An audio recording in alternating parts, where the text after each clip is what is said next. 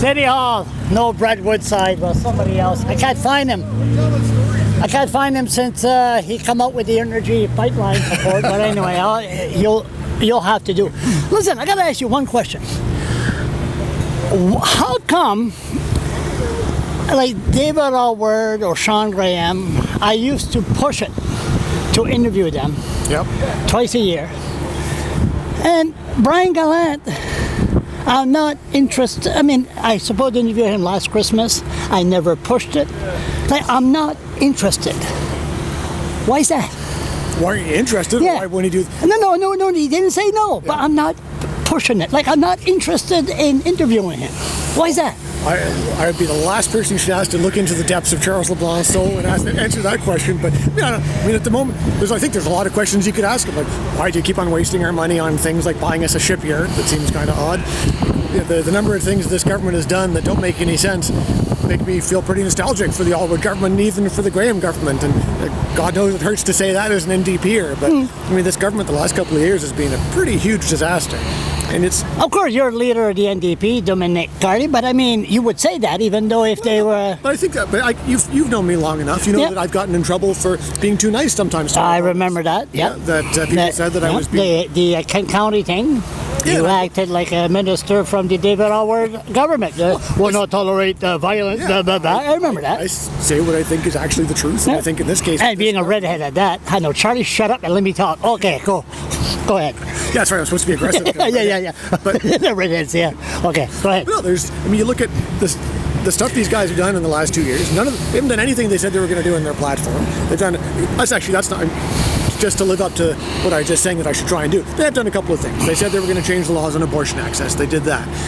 Other than that, I don't remember anything in their platform about firing teachers, about cutting funds to daycare, about buying shipyards, changing the law so that they can decide politicians can interfere in where the judges go. Yeah. It's just crazy. I mean, none of this stuff is... So how come I'm not interested in interviewing him? Is it because I want to go after the ministers, or if I feel this way, does most New Brunswickers feel the same way? I think we all know the real reason is that you're angling because we've got a francophone lieutenant governor now.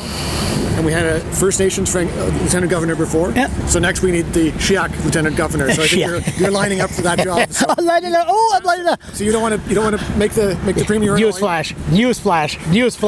They could pay me $10 million a year to be the next lieutenant governor. Do you think I would take that job? You get to shake lots of hands. But do you think I'd take that job? All you do is travel around and listen to... You can never say anything. I know. You speak for about 10 minutes, and then you go to the next one and listen. I mean, do I look like somebody that likes to listen? I like to talk too much. Okay. And you also don't get to write your own words. You're just saying... Yeah, I mean, politically, I can't be the Donald Trump, No. Okay, so energy pipeline, you support that? I don't have a clue.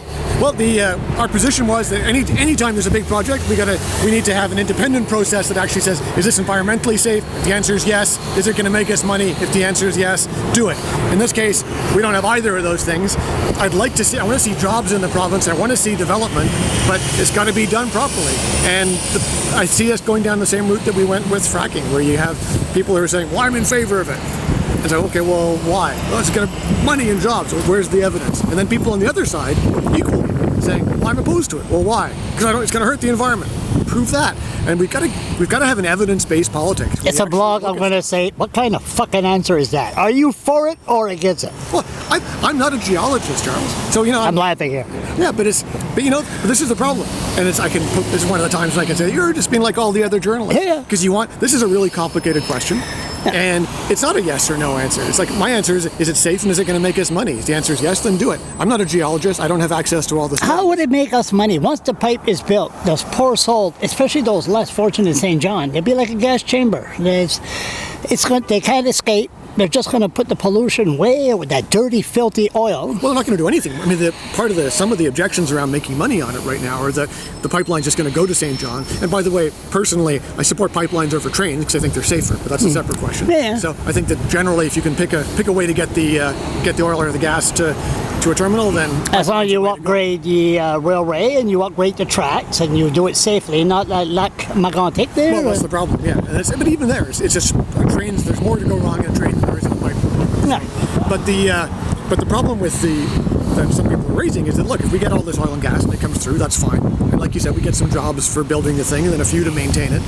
And then there'll be some money in St. John for getting it out. But the goal at the moment is just to get it onto ships and ship it overseas, right? Yeah. So part of what I would look at with this, when it comes to answering the second question around are we going to make money at it, is should we, if we're going to do this, have some sort of upgrader or something in St. John, which would actually be made a lot safer, a lot more higher environmental standards so people aren't wheezing. You're a smart guy. You know the pipeline's not going to go through Quebec. I said that a year ago. Those moody Quebecois are not going to allow a pipeline to go through Quebec. Well, the interesting thing is going to be that, because this is where the other problem with this is that people stop talking about health and they stop talking about money and they start talking about politics. And that Justin Trudeau right now has got a really, my party's given him a really Do you have nice anybody that wants to talk to you, have selfies with you like Trudeau? Very, you know, very like going like this and just going and smiling. No. Do you have that, you? Very occasionally, like once a month, I'll get someone who wants a picture. Okay, so answer that. Sorry. But I don't think I'm really. One side in City Hall, one side is leaving. Okay, sorry, I got distracted. Go ahead. So the question, what Quebec? They're not going to allow pipeline. Yeah, I think that it's Trudeau right now might try and push for the pipeline just because it's a way to further divide the NDP, which is useful for him because the NDP could be a threat like it was a few years ago. And if he can knock the NDP off balance by talking about pipelines, my ADHD. So out the cops, Redwood side, they want to send the cops after me. I got a job. Yeah. Sorry, I can't stop myself. But the bottom line is, it won't go through. So, what do you think about this thing here? The secret meeting, secret vote. I think as much as possible, nothing should ever be in secret. You should do everything as transparently as possible. Cabinet meetings should be secret provincially. You should have really clear lines. In this case, it sounds pretty clear they made a mistake. They made a mistake? In the end, it's one of those things where everyone heard about that letter. Like, we all knew about this a year or so ago when it was first put out. But they clearly should have had the actual discussion in public as well as letting people know afterwards. How come the Irving media never covered this? I mean, we're there Monday. The Irving media interviewed the thing, but they never used it. They interviewed the protesters and everything. I thought I saw it. It might have been the CBC website. I'm not sure. CBC website. CBC was there after. So what's going on here? What's going on here? And then they thank God. What do you think of these stupid, idiotic, coward, jerk face comments on the CBC? They're going to eliminate that. Well, they're going to make people sign their name. I think that's good. I think people should be. If you got something to say, put your name on it. That's something remember the first time when the internet appeared like 25 years ago, and I had my first account. I remember people were signing up, and you can just make it anonymous. Well, that's terrible. Well, all that's just going to do is encourage people to be nastier and hide. You're a redhead. Will you hide behind anonymous? I have never had an anonymous account in my life. Me neither. Why? Why would we want to listen to what idiot, coward, jerkface anonymous has to say? Well, the argument you get from the other side, and I don't agree with this, but the argument you get is, look, if you get some folks who got like a government job or something, sexually assaulted. Well, they want to maintain their anonymity. Yeah. But at the same time, I don't think commenting on the CBC website is really fundamental to being a free citizen of Canada. So I think if you want to have the privilege to use that website, then go on and put your name. It's like I can't go into the court building and do something without something that shows who I am. So Charles LeBlanc, they did a big story. Charles LeBlanc has finally landed an interview with Jesus. Okay? So next thing you know, they go personal attack against Charles LeBlanc. Even though he's the only one that interviewed Jesus for the last 2,000 years. But they will find personal attack against. So I'm using that as a stupid example. I don't know. I just had 2 chocolates. You could tell too. But I mean, like Mark Darcy. Or, something good, environment. Then the personal attack. Or you, the personal attack. Language, anybody. Or they start talking about language right away, regardless of what the story is. Yeah. Or First Nations or whatever else. Yeah. And the problem with the internet is it lets people who've got some nastiness inside them an opportunity to get it out without any consequences. But I think we should be encouraging people if they've got problems and they've got some anger, they should go out and talk with people and try and get that out in a more constructive way. I thought I didn't have a life, but these goddamn idiots, anonymous comments, my God. It makes you wonder whether they either have a job or if they do, who is paying them, because they're certainly not doing it. You see some of the same names appearing all hours of the day and night, and it's amazing. But did I miss anything? I think it's a nice day today. It stopped snowing. Stop snowing, nice day. Bottom line and question period. I have my whole time in politics, I have never been more upset with my provincial government than I am right now. The stuff they're doing, undermining judicial independence, claiming that we need to buy a provincial shipyard while they're closing down daycare centres. It's nuts. Just nuts. You know who I'm impressed with lately, the past 6 months, and a lot of people are watching him also, is Chris Austin. Mm-hmm. He, the Alliance Party, you think about the bigot party, bilingualism, but I don't listen to political channels. No, he's by law. I was going to say. Hello. So anyway. It's nice you're seeing that right in front of City Hall. Yeah, exactly. You ride a bicycle with no helmet. Oh my God, they'll hunt you down. But Chris Austin, he talked about when he talks about other issues, and he's a pastor. He got the gift of God. Yeah. He's a good guy. He's a smart guy. I think he trod in the language issue, not realizing, like a lot of people in the province don't, how complicated it is back a few years ago when he first got into that, which I think caused him a lot of problems. But I think you can see the campaign that he ran across the river here. Yeah. Within a few votes of winning. 25. He goes and works hard, and I think he's certainly speaking for some folks in the province. I just wish it was. I think that when we talk about language, I just wish that people, this is my background before I worked in politics here was in countries where people were shooting each other over language and cultural boundaries. Yeah, of course. So you just got to be really careful when you get into that. I know, the core party and everything. I disrupted the meeting of the core party in St. John. It was just like a black guy disrupting a meeting of the KKK. You fucking frog, you fucking frog. I stood up for the Acadian flag. Listen, one more thing. So we know, really, I asked a question, what's the difference between a conservative and a liberal? And I always say, well, the conservative, they will never, for about 20 years, they'll never return to power because on their policy is right there, shale gas. So the minute the conservative goes in, there's going to be a shale gas well in every county riding in this province.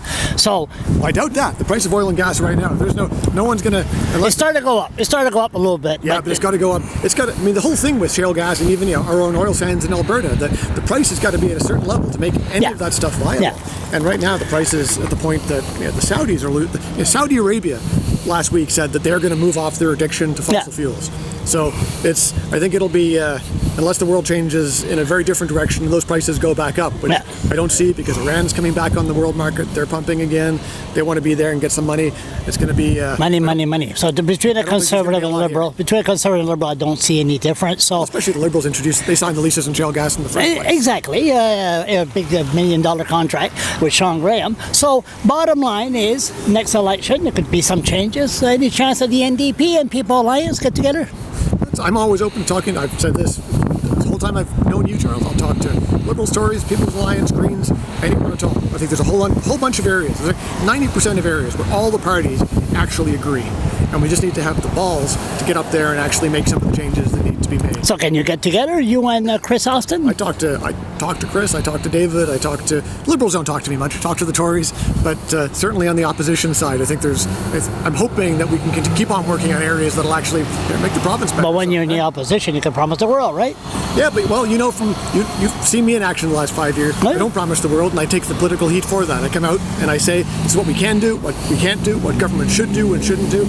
I'm not going to go around promising bridges and ferries. I know, you're a redhead, you speak your mind. I know, fuck off, Charles. But that's the way it is, and that's what we need. We need people to speak up, but once you get elected, you're introduced to the bureaucrats. Yeah, but do you know what a bureaucrat calls a politician? Meat? No, meat, maybe meat. Temporary help. Yeah.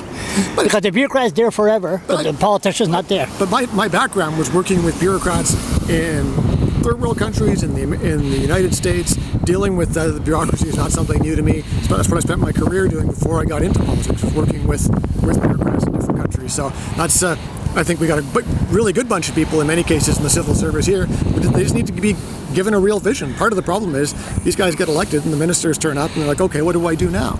And so the civil service has got to push them out and figure out what to do with them. And I must be bored. How many people do you think is going to listen to this long-winded rant? This is words on the panel on CBC. About what? 10 people?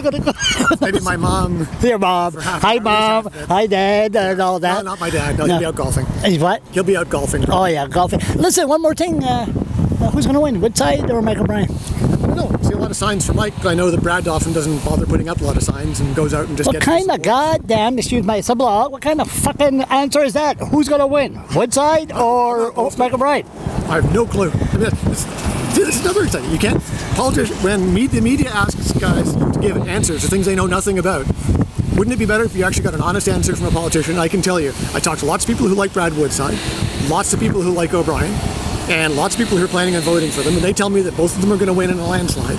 What I can see from O'Brien's side is that lots of the folks I know are working for him and planning on supporting him. But I don't. Brian. Oh, you mean Michael Bryan? Yeah, okay. Yeah, but in terms of who's going to win, it's going to depend on how they get out the vote next week. I think Woodside has pissed off too many people on too many different issues. Well, it's part of the problem when the Manitoba NDP government was defeated a couple of weeks back. Perfectly good government. They've been there for 4 terms. Yeah, you've been there for nearly 20 years. Too long. People start to think it's time for a change, and they wait to see if there's someone credible coming up. And I think this is going to be the most interesting mayoral race in a long time because Brad's actually up against a really seasoned opponent who's got lots of experience, lots of respect. People, not heard too many people say they don't like him. And so I think Brad's going to be in for a real race, which will make it more interesting than the race has usually been. But when usually it's just how many votes will Brad win by. So I think there's certainly a chance we could see a change this year. Did I miss anything you want to bitch about? No, I think I'm good. I'm too good at Friday. You want to ask questions about journalism, or you want? I'm just bored. You want to do? This is it. Let's go see who else we can find to bother now. Okay, here we